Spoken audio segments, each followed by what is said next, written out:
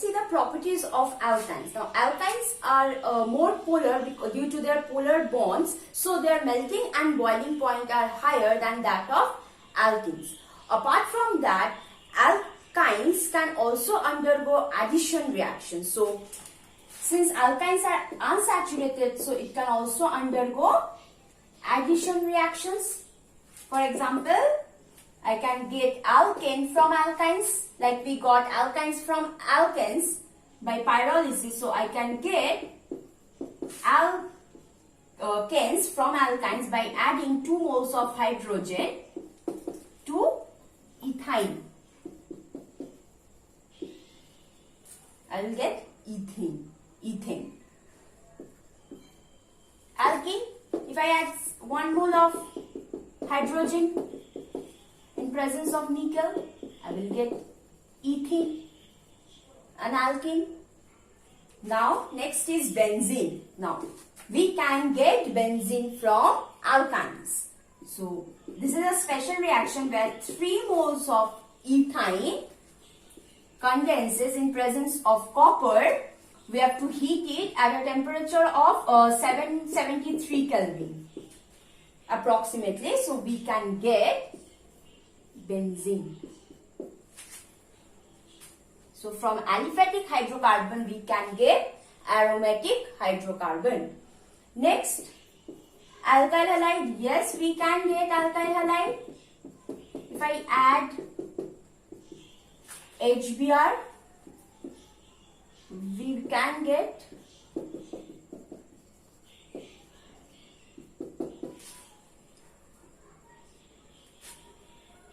this. If I add another mole, I will get again another H added and another Br.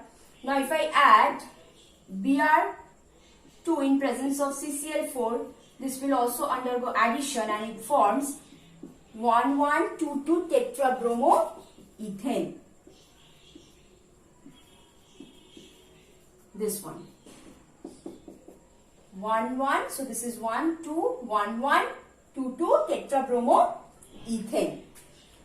Next is alcohol. Alcohol we will not get directly since we are doing all the direct reactions. I am not discussing here how we can get alcohol.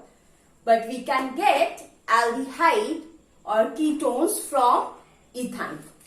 Now, alkynes to aldehyde. This is very important reaction because from a hydrocarbon we can directly get a compound with a functional group that is aldehyde. So this is very required for the conversions. So this ethine, if I add water, so addition of water, acidified water in presence of mercuric sulfate or mercury ion, ethine give rise to ethanol. So this in presence of water and sulfuric acid, mercuric sulfate, so I am taking mercuric ion. So this will give rise to ethanol. So this will undergo tautomerism and this will give rise to ethanol. Clear?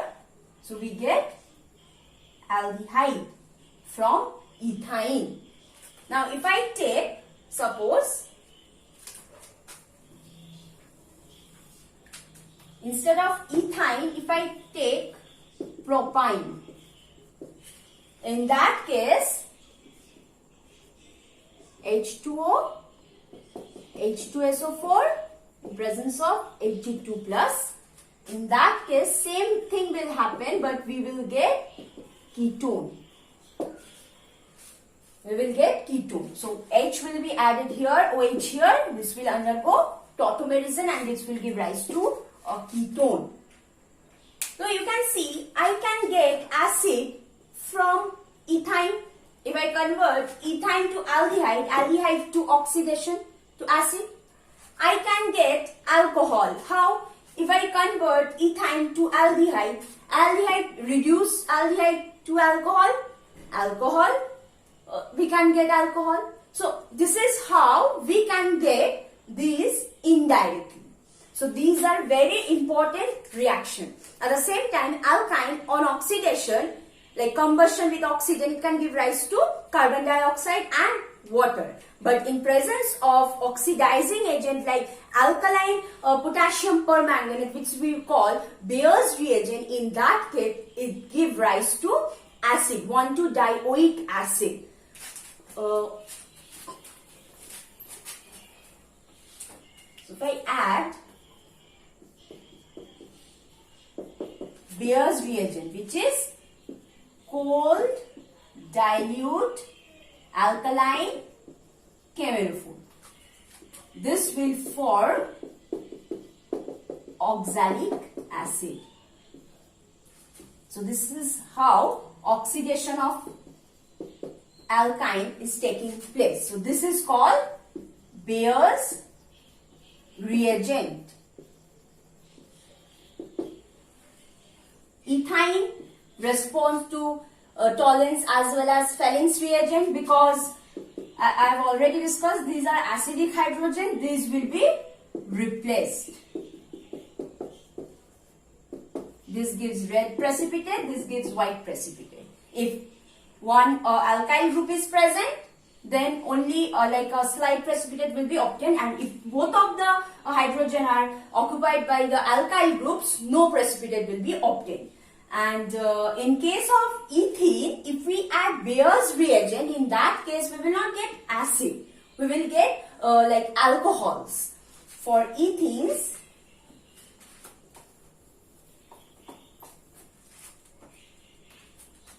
if I add Bayer's reagent, I am writing the reagent only. In that case, I will get diol like this, ethylene glycol or ethane 1,2-diol. So these are the like reactions of alkanes, alkenes and alkynes. Next hydrocarbon is, these are all the aliphatic hydrocarbons. I am done with the preparation and properties of aliphatic hydrocarbon. Next we will move on to the aromatic, that is the benzene, the preparation and the properties of benzene, the aromatic hydrocarbons.